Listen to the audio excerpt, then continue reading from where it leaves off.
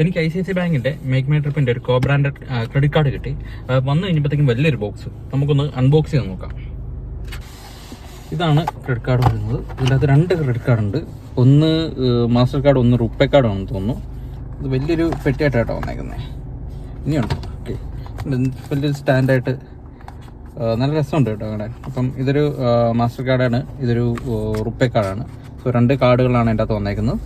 And വേറൊരു priority pass എന്ന് പറഞ്ഞിട്ട് വേറൊരു കാർഡും കൂടെ എൻ്റെ അകത്ത് വന്നിട്ടുണ്ട്. എന്താണിത്?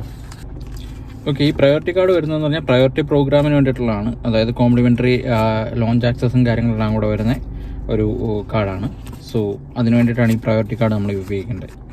ഇത്രയും സാധനമാണ് കിട്ടിയേക്കുന്നത്. ഇതിൻ്റെ അകത്ത് മെയിനായിട്ട് നമുക്ക് ഓൺലൈനായിട്ട് ടിക്കറ്റ് കാര്യങ്ങളെല്ലാം ബുക്ക് ചെയ്യുന്ന സമയത്തും പിന്നെ ഫോറക്സ് ചാർജസ് ഭയങ്കര കുറവാണ്. ഇപ്പം പുറത്തേക്കൊക്കെ നമ്മൾ ഒരുപാട് ട്രാവൽ ചെയ്യുന്ന ആൾക്കാരാണെന്നുണ്ടെങ്കിൽ ഈ കാർഡ് ഭയങ്കര യൂസ്ഫുൾ ആയിരിക്കും. കാരണം ഇതിൻ്റെ ഒരു ഫോറക്സ് ചാർജ് ഭയങ്കര കുറവാണ്.